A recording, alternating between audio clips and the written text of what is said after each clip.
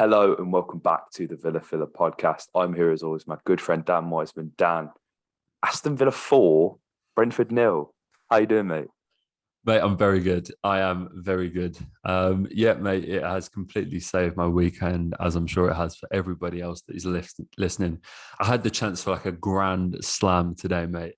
The Bulls played today, the Villa played today, and there was a Grand Prix today. And anybody that follows me on Twitter know that I bashed the door down for Carlos Sainz, and Carlos Sainz got pole yesterday. So I woke up this morning and I was like, Bulls, Villa, Sainz win, the grand slam, the trio.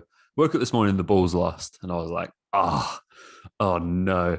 And then obviously in the Grand Prix just then, Carlos Sainz gets taken out the first corner. And thankfully, the Villa, who would have thought it, were the ones to save my weekend. And didn't they just, mate? They did it in amazing style.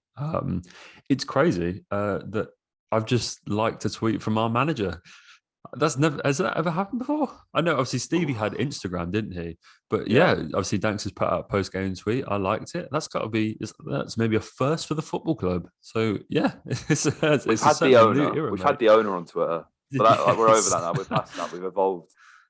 We've moved on. We don't have Yeah, yeah. fraudsters on Twitter, but no, I think it is a first, mate. I think it is a first, and man, I'm so gassed about this because I think we said in the preview, like, look, this is a game that feasibly, with what we had at our disposal, it wasn't like out of this world to imagine that Danks could get something here, right? It wasn't like it of course, the mood and you don't know how things are going to go, but you look at Brentford, and it's funny because my dad literally said this before the game kicked off. So I've got to give him a shout out for that, because he was like, Brentford, they either win 4-0 or lose 4-0. That's just how they go, right? And that's exactly how it went today. So I've got to give him credit for calling that exactly how it went. But I think, what he meant by that is Brentford win games very convincingly that they shouldn't win, a la Manchester United. There's been a few other results like that. And then, much like today, they lose a game where actually they probably come into that and would expect to win. Yeah, for sure, mate. It's obviously alarm bells are kind of ringing because in their game before this, they conceded 5 to Newcastle. They obviously come into this one and conceded another 4. Thomas Frank was, I tweeted off the account. It probably wasn't the best interview in inverted commas for the Villa job. Should he have any interest in it?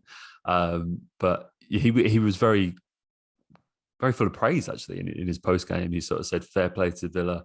He praised the corner kick routine. And I think on that point, that's a rare, obviously, Austin McPhee has had his fair share of critics in the last week, as we've had that sort of clear out of Steven Gerrard. I suppose he's technically Dean Smith's backroom staff as well. A lot of people have been calling for his head because they're not happy with the set pieces. And I think by and large, I think people have got a good point. But that corner kick routine is absolutely glorious. It shows clearly what Austin is capable of. Obviously, he has his role with Scotland as well. So hopefully we can continue to benefit a bit more from his services. That's a really nice, well-worked move. And when that went in, I think, I know it sounds obvious, but that's just the perfect start, because we didn't do a preview because we didn't know what to expect. You never know what to expect. I mean, not only do you get a new manager, but a caretaker manager that you know so little about. And when that goal went in, the elation that, I was unfortunately covering it for the BBC, and I say unfortunately, obviously that's a nice position to be in, but I would have much rather have been at Villa Park. And I was so jealous. But even I was sat with Danny Razza in the office and we were watching it together. And we had just as much fun as I'm sure you guys in the stadium did. But it just felt like something. The shackles came off is such a cliche, but it did feel like so much weight came off everybody. I'm talking the fans, the players, the coach. A weight came off the shoulders. And then from there, everything just seemed to happen so easily. I mean, to score within the first minute it's got to be a first of Villa in any case in the Premier League. I couldn't tell you the last time that happened. And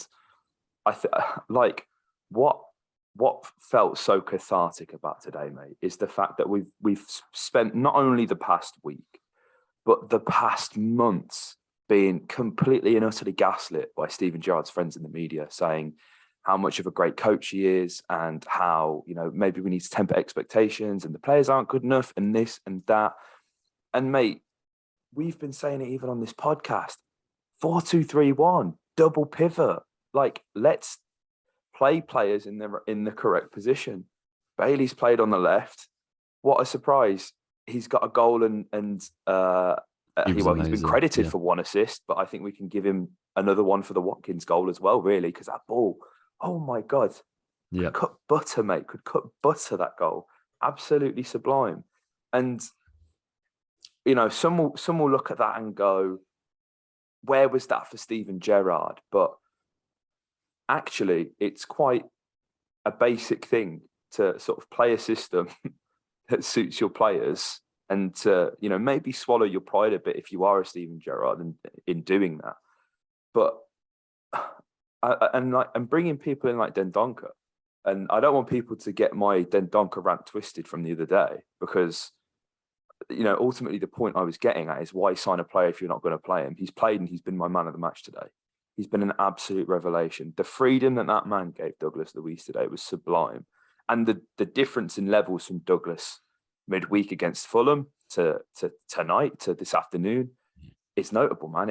It's huge, and it's with everyone. And I don't for one moment think that these players necessarily sabotage Gerrard, but like, and I guess you have to give Danks credit for this as well, mate, because he's come in and he's made a very difficult call in dropping John McGinn and Jacob Ramsey, and changing the system. Well, you know, when Eric Black came in, mate, things stayed the same despite Remy Card getting sacked, didn't they? Nothing changed. Yes, literally nothing changed. The only thing that changed was like Jordan Lydon came and played. Remember him? It's very, very bold of Danks, and I do not want to get carried away on Aaron Danks, and I absolutely have today. I absolutely have. But for him to come in, a guy who is so unseasoned, and yeah, he's had time at Anderlecht and he's done some stuff with England and been at the Baggies as well. But for him to come in and drop the current captain of the side, and Ramsey, who again, like, he's had a good season. He's been fine. And change the system in the way he did, you know, for something that benefited the team. And that's something that, you know, he mentioned a lot in his presses. It was about the team. It was a real team performance. And I'm so happy, bro. I've gone off on a tangent there, so I apologize to the listeners. But I think the point I'm trying to make is, football's a simple game. Yeah, can I give you a little bit of Aaron Danks trivia? You can. I bet you didn't know. So Aaron Danks was the coach in 2017 of the Golden State Warriors, and spent a lot of time working really closely with Steph Curry and his personal development coaches. I'm not kidding. Are you joking? I am not kidding. Go and look it up. So yeah, Aaron Danks, San Francisco. Yeah, mate, living up in the Bay Area, working with Steph. Wow. He was part of Steve Kerr's coaching team in 2017. What a manager, this guy, by the way. He's what a coach. 100%. And this guy's cut his cloth in Belgium. He obviously won England, the Under-20 World Cup as well. So, you know, it's not like he's sort of been tucked away in the England set. This guy was at the forefront of developing some of England's most key young players, and obviously went out and won that World Cup. I believe that was in India, if I'm not mistaken. That's off the top of my head, so feel free to correct me if I'm wrong. But yeah, obviously he spent some time, as I said, in San Francisco, and I'll read up, mark my words, I'll read up on this, and in the next podcast we do, I'll enlighten you some more, because I literally, in doing some digging around for some stats on my way home from work, I dug this out. Wow. But yeah, check it out. It's on his Wikipedia, everything. If you don't, not saying you don't believe me, but it's all there. It's really fun to take amazing. a look at. That's going to be a reel. That's going to be a short. Yes, yeah, no, it's you won't believe this about Aaron Danks. I certainly didn't. But yeah, it's really interesting. He's someone that clearly has a real love for coaching. Unfortunately, he grew up supporting the wrong side of Birmingham, but it looked like he's put his personal allegiances aside.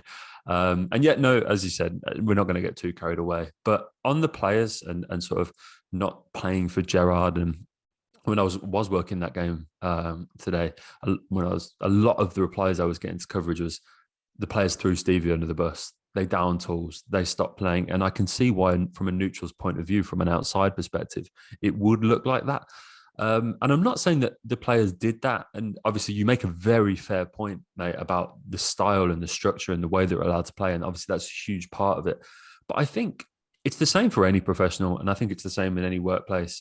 If you're in an environment which feels pressurized and negative, and down, and like you're in a demise that you can't stop. It's so difficult to apply yourself right.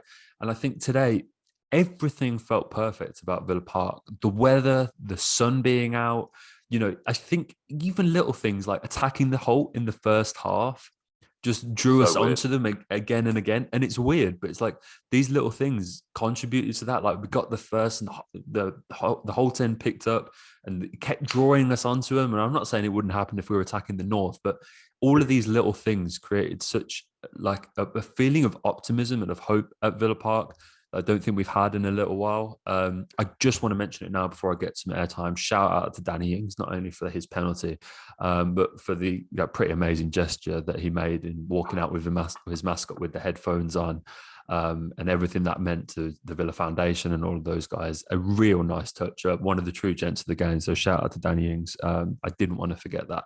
But yeah, it's just like all of these little things I think contributed to such a perfect atmosphere at Villa Park, which we haven't felt in a long, long time, mate. Absolutely. On the subject of shout outs, I forgot I've got a shout out for this episode. Bertie, 7th birthday, mate. Happy birthday. Bertie loves the podcast. Indeed. Bertie is a great lad. Got to give a shout out to his brother Max as well, because otherwise I think there may be like carnage in the house, and I don't want to give that to James. So sorry. But yeah, happy birthday, Bertie. What a present that was. Imagine winning 4-0 the day before your birthday. That is absolutely unreal. He'll go into school absolutely buzzing. But yeah, that was so nice from Ings, mate. And it's things like that. Like that's what I love about this football club, man. And it's not, we're not the only ones who do nice things like that, but Danny Ings is just a gent, man. It's just a gent. And I'm so glad he scored, mate, because I was on 5 Live this morning before. I wasn't able to tweet about it because it's like fucking garbage reception in Birmingham. So like I was sat in the car being like, I'm about to go on 5 Live. And then the moment I stepped out the car and finished the interview, my tweet sent. So I was like, well, I've got to delete it now, haven't I? Because that's already been and gone. But, I mentioned, I was telling like Ned and Manure, I was like, they've killed Danny Ings, this club. Like, what? Like, we're an absolute disgrace.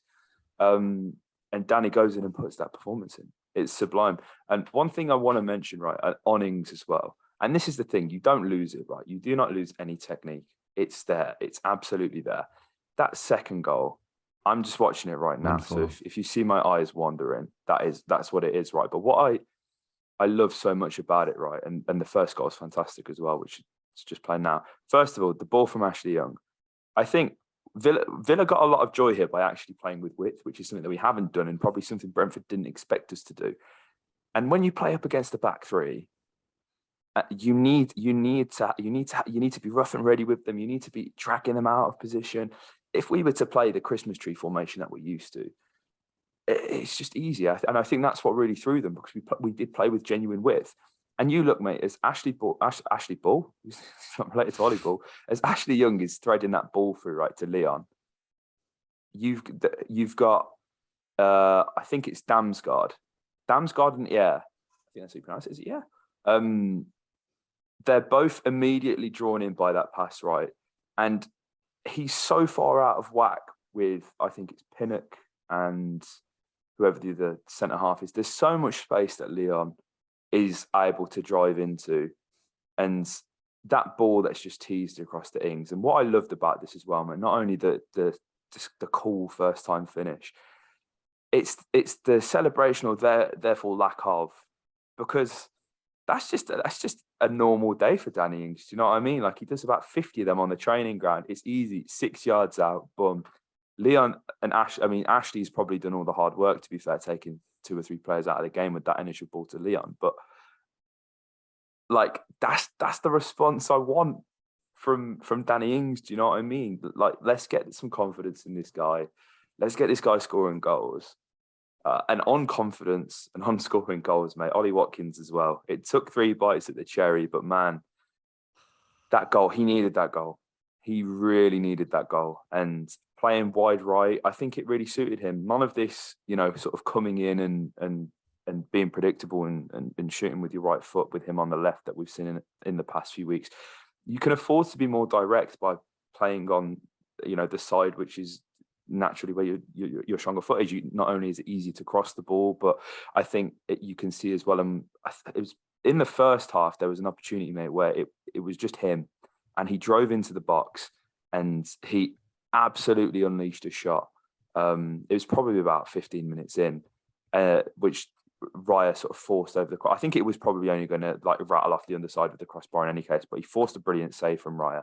And he can get that shot off because he doesn't worry about having to come in and set himself and getting past another defender. If he's already moving and he's on a side where he can, naturally shoot, then surely you're going to create more goals, right? That's just like basic logic, you would think. But that goal meant so much, man. Like, you could see in the celebrations, the pictures are fantastic. And again, like, as I mentioned earlier in the podcast, mate, that ball from Bailey was special. Yeah, 100%, mate. Now, very pleased for Ole. So obviously he cuts a run of 8 straight games without a defeat. His longest run in a Villa shirt in the Premier League is 9. So it's nice that he, got that before he reached into uncharted waters in terms of going 9-10 games without a goal. So yeah, very happy for him. Obviously, it meant a lot. It was one that I was like, couldn't believe it wasn't going to go in, and it was like, obviously he saves that shot, then his next shot hits the post, and you're like, oh my god, there's no way this can't go in. So I was very relieved to see him get that, third time's a charm, and he puts it away, third time of asking. And sometimes, I know it's a cliche, but sometimes that's just what you need. Like, it's those sort of scrappy, ugly goals that like cuts your run, and then your confidence is back. And then, when you talk about the role that he was playing, having to cut inside and beat a man and work opportunities for a shot, that's such a confidence-based game. And I think that, when he's going games and games and games without a goal, really, he becomes less and less suited to playing like that, because he, his confidence levels drop by the minute. And so now he's got that. He's probably got a bit more variation in that. I have no doubt that if he was to play that in the next game against Newcastle, not saying he should, he'd probably be a bit better because, he's got that monkey off his back. But yeah, Bailey was really good, mate. Quick shout out on him.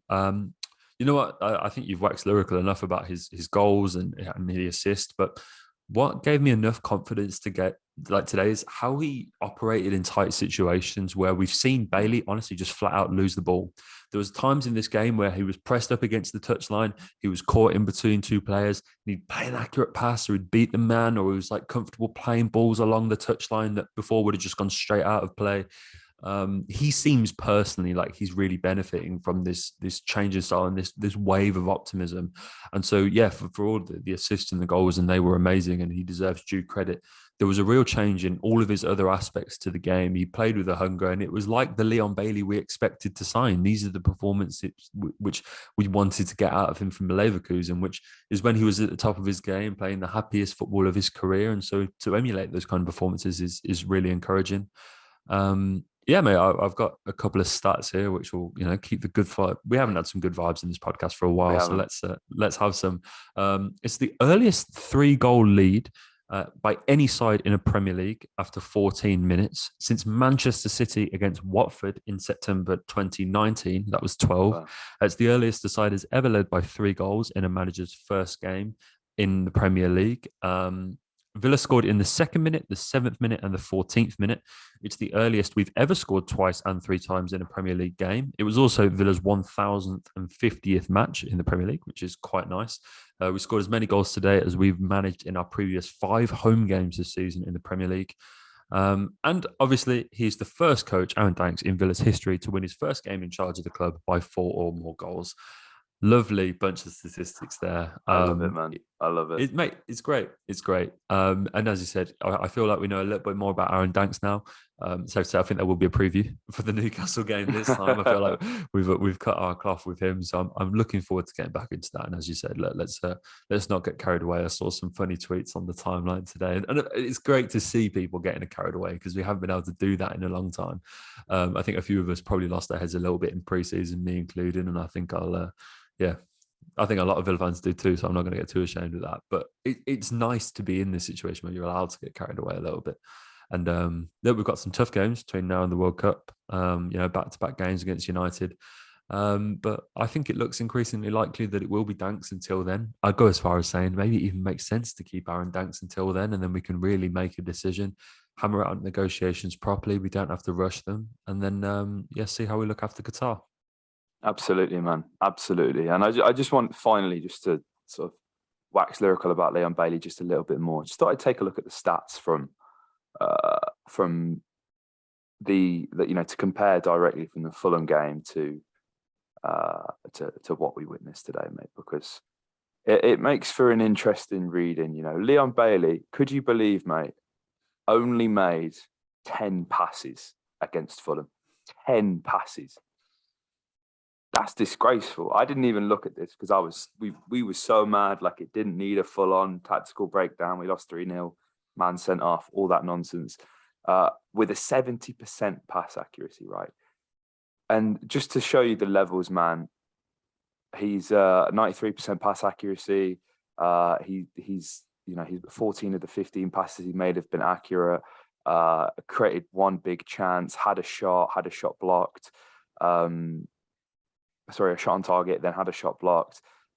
He's had 2 successful dribble attempts out of 4 today, which is great. He's won 2 of the 7 duels, which again is, I feel like that's a bit misleading. I felt like he was way better in possession of the ball. Just looking at that one, loses possession a fair bit, but I think that's just the nature of the kind of chances he creates and the positions that he gets himself in. But it's night and day for Leon, Fulham and Brentford. So really happy for him on a personal level. Because I think we're probably the only ones, mate. Like we're the only people backing this guy still. And even we were losing faith, on the last episode and probably the one previous as well. We was talking about Bertie and whatnot, but as well, mate, it'd be rude not to shout out Raya. The guy made 7 saves. Any other goalkeeper in this game, I think, absolutely crumbles. Raya is a quality keeper, and I think he kept Brentford in it as much as he could. He did his job to the best of his ability. You've only got to look at how Hugo Lloris really struggled today against Newcastle, and that is a top quality goalkeeper. It's a World Cup winner. There's pedigree there. So shout out to Raya and just shout out to the Villa boys, man. Again, the Donk, Leander Dendoncker, what a guy. The way he facilitates play is just sublime. 96% pass accuracy. Had a shot blocked, successful dribble, won 4 of his 5 ground duels. Only lost possession once, only gave away 1 foul, made 3 clearances, 2 interceptions, 3 tackles. And let's respect this guy. He's gonna take some time to get the minutes in the tank, because obviously he's kind of sat on the bench for a little while, and before he came was somewhat out of favour with Wolves as well. But we were so much better of having this guy in the team, and to briefly look ahead at Newcastle, exactly the same team, mate, and let's just demand the exact same. But what a day, and I hope everyone's enjoyed it. And I think tonight, match of the day started 7 minutes ago, so it's one that me and Dan are going to go back to watch. But I'm sure every Villa fan would have watched match of the day tonight. Rightly so. Mate, did you see that it was it's the first time ever that Bailey, Buendia and Ings have started a game together? That is something I neglected to mention. It is Dean Smith's long lost front 3 to replace Jack Grealish. That's pretty amazing. Really, it is that since they joined 2 years ago, they've never started a game together. But what's that? £100 million worth of talent today? 83 million, I believe. Mental. It's proved that they can play together, which is pretty. Obviously, I know injuries have impacted that, but whichever way you spin it, that's pretty remarkable. It is, and as well, final shout out, Ashley Young. This guy, he just gets it. He's old school in the way he approaches the game and endears himself to the fans. And it's the little things, like as soon as the players lined up to shake the Brentford players' hands, he turns around and claps the Holte. It's the little things like that. And he did not give a Brentford player a second on the ball. He's absolutely sublime. There was a tackle on Visser, I think it was, absolutely raked through the back of him, but won the ball and somehow managed to win Villa a throw-in. Ashley Young is the epitome of a model professional. And there is a lot of talk about James Milner, and rightfully so, and how he's still going and playing at the top level. Ashley Young, right now, is a better player than James Milner. And they are the same age. And it's not being spoken about enough. It genuinely is, and it's because we're Aston Villa. So it's something that we'll just have to deal with because we're not Liverpool. But shout out to Ash, man. Like, I feel like I tweet about him every game, but like, I think he's just the love of my life. He's the love of my life. He's evergreen. The man will never age. I love him so much. Like, it's funny. Like, you look at how rough Gabby's looking now. One too many Pinot Noirs, and Ash is actually a year older than Gabby. Scary. It's like Rooney being older than crazy. Ronaldo. It's like the same. It's the same, right? Yeah, it's thing. Crazy. Or Ronaldo being older than Rooney. Sorry, yeah. Yeah, because like Rooney looks like he's been through about 10 divorces. And like, that's the difference. That's a model pro. And then that's what we were talking about this in the last podcast, is the difference between looking after yourself properly and taking your career seriously and spending the whole time on shisha pipes in Birmingham and like bars around Birmingham. That's the difference right there. No, it's levels, mate. It is levels. But guys, if you enjoyed this, hit a like, comment your thoughts below, subscribe for more. If you haven't already, follow us on TikTok and Instagram. It's at Heart of the Hot on TikTok, at VillaPod on Instagram. Engage with the shorts. The last one's flying, so engage with the shorts. We're trying to make this as accessible for you guys as possible. So yeah, like, comment, subscribe, and up the Villa.